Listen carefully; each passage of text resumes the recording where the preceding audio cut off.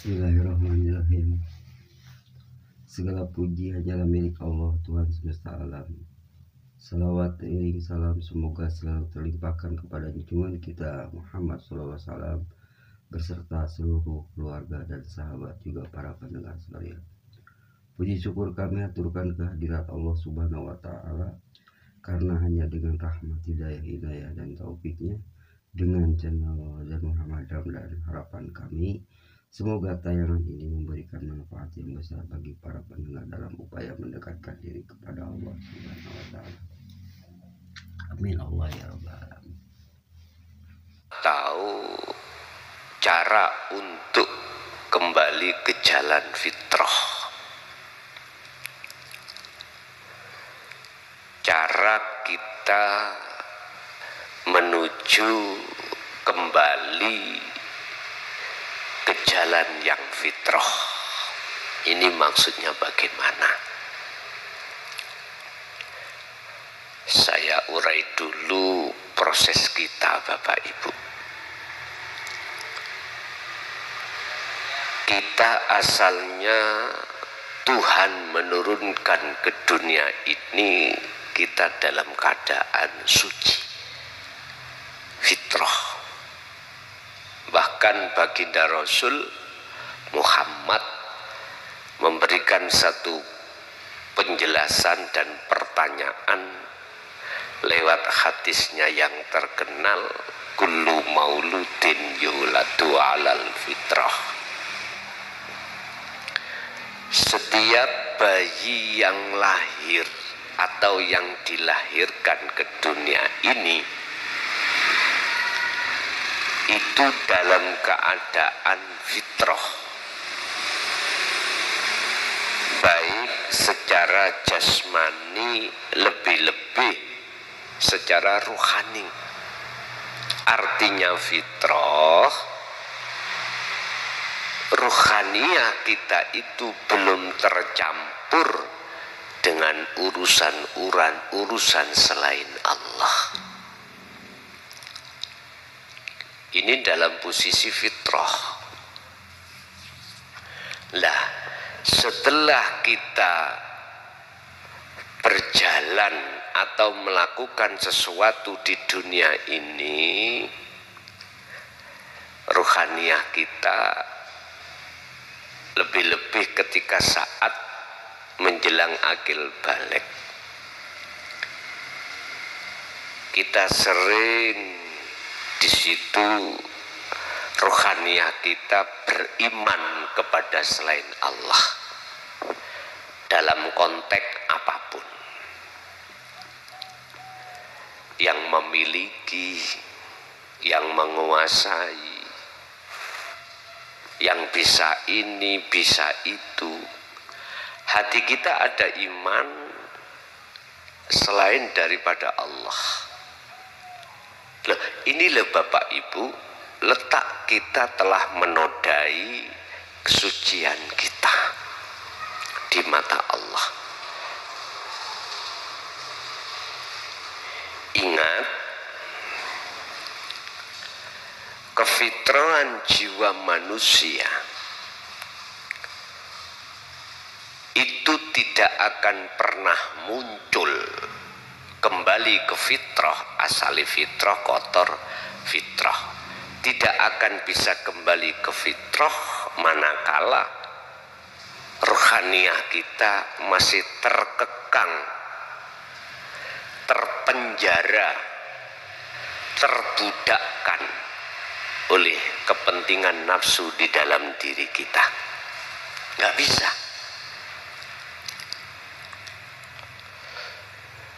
Oleh sebab itu, Bapak Ibu ma'asyiral muslimin wal mu'minin, Allah berikan solusi untuk kita bisa kembali ke fitrah lagi lewat utusannya yang beliau utus dengan membawa bil huda wa dinil haq aidinut tauhid, dengan membawa petunjuk dan agama yang mengesahkan pada Tuhan,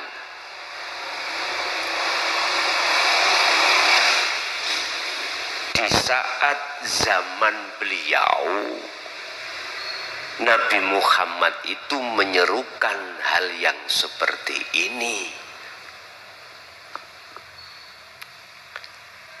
Yang maksud dan tujuan Allah mengutus Kanjeng Nabi iku supaya minadz-dzulumati ilan nur. Kita supaya bisa meninggalkan tempat yang gelap menuju tempat yang terang. Kita bisa mau meninggalkan kemaksiatan menuju ketaatan. Supaya kita mau meninggalkan kepentingan nafsu untuk menuju kepentingan Tuhan. Itu maksudnya Allah. Alias menyelamatkan kita. Tapi kenyataan di lapangan kita itu tidak mau kebanyakan, alias banyak yang menolak. Loh, kalau yang menolak sadar atau tidak sadar, nanti ada sesuatu yang pasti itu terjadi, yaitu kematian. Terus bisa apa? Terus untuk apa? Selama urusan-urusan yang ada kepentingan dengan nafsu duniawiyah ini, ketika saat itu sudah datang, terus bisa apa? Padahal Allah katakan malakum darraw wala naf'an. Apa yang kita unggul-unggulkan? Urusan dunia, urusan jabatan, urusan kehormatan, enggak ada manfaatnya. Pasti kita tinggalkan. Ya, sebelum menjelang dan datangnya masa yang pasti itu, Allah kasih solusi supaya ruhaniyah kita betul-betul fitrah di mata Tuhan, di mata Allah Subhanahu wa ta'ala. Artinya sudah tidak lagi hati ini beriman terhadap selain Allah dalam hal apapun, dalam hal kewujudannya, dalam hal yang menghendaki kehendak, dalam hal apapun tanpa kecuali. Makanya Bapak Ibu, untuk mencapai kefitrahan lagi sebelum datangnya satu kematian, Allah ingatkan kita di dalam surah Al-Baqarah ayat 156. Alladzina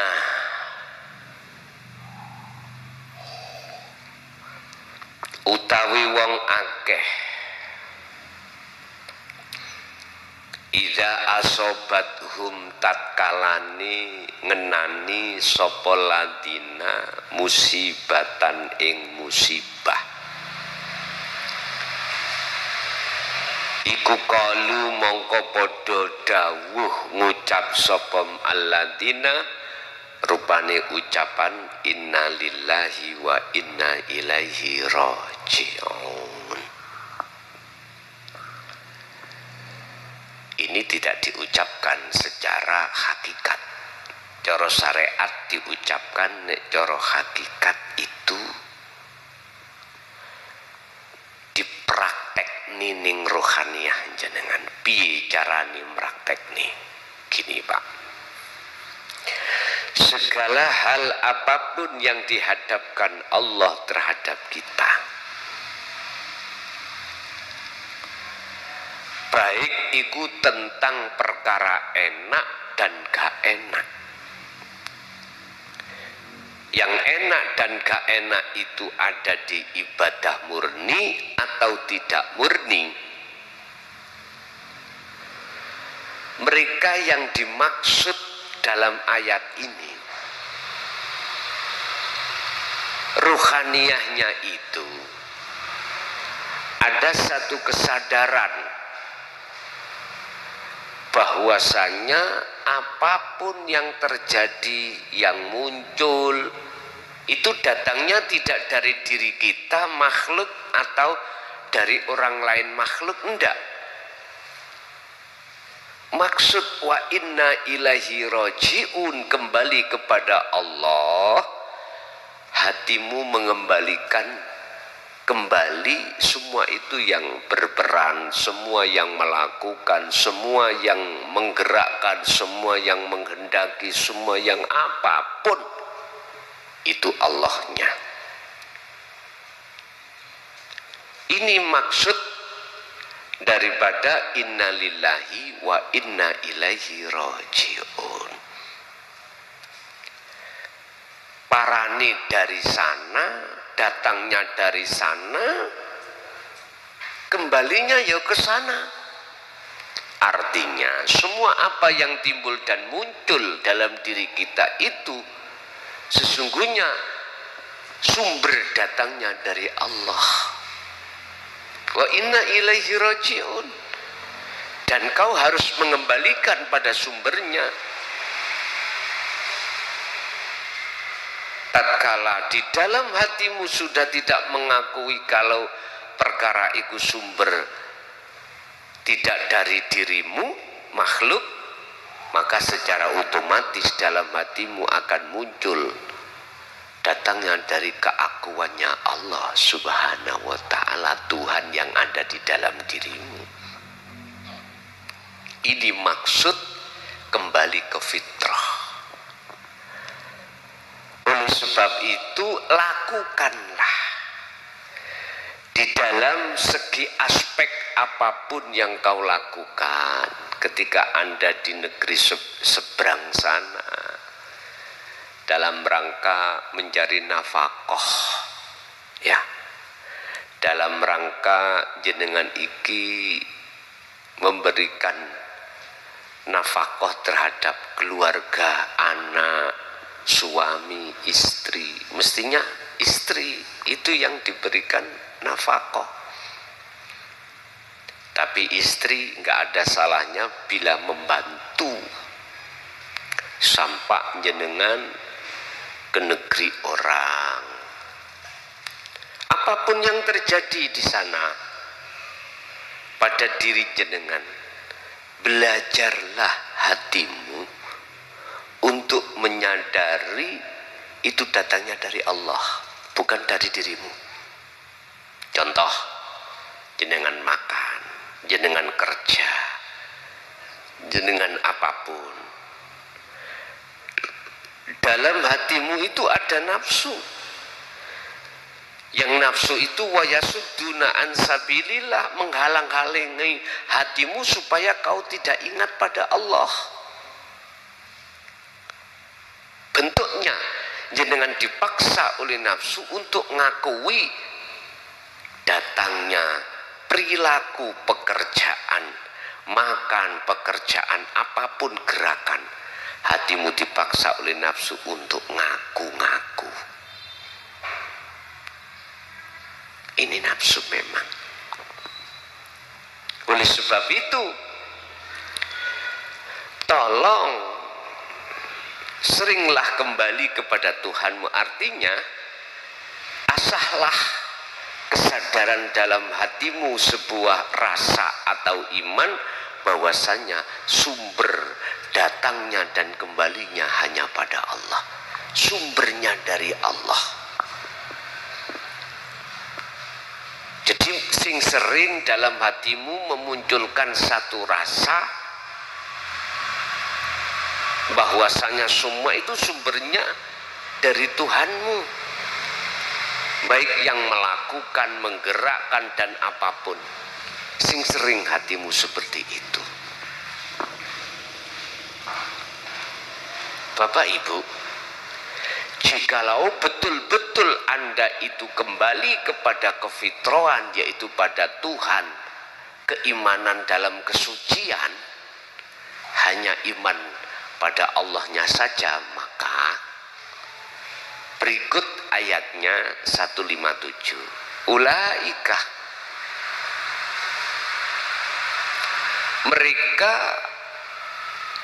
Ulaika utawi menggunung mereka, alaihim sholawatun mir rabbihim wa rahmatun.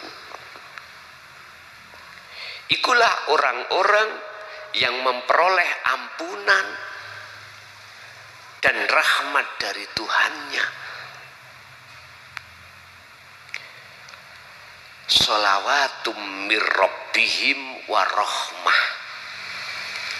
Mereka itulah yang betul-betul dikatakan orang yang mendapatkan ampunan atas segala kesalahan selama ini kita menyekutukan Allah.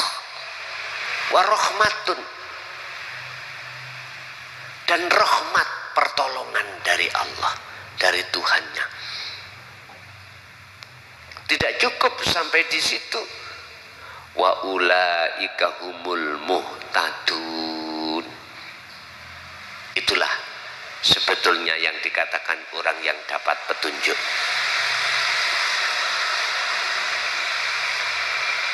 Dengan petunjuk itulah hatimu digerakkan untuk bisa kembali kepada Tuhan, kembali pada Allah.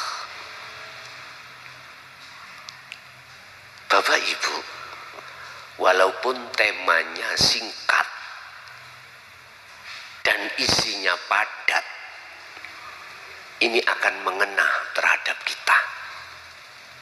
Intinya, orang yang dapat pengampunan dan dapat pertolongan, sekaligus orang yang dikatakan dapat petunjuk adalah orang-orang yang hatinya terbiasa untuk menyadari, merasakan, mengimankan bahwasanya segala hal bentuk apapun itu datangnya dari Allah.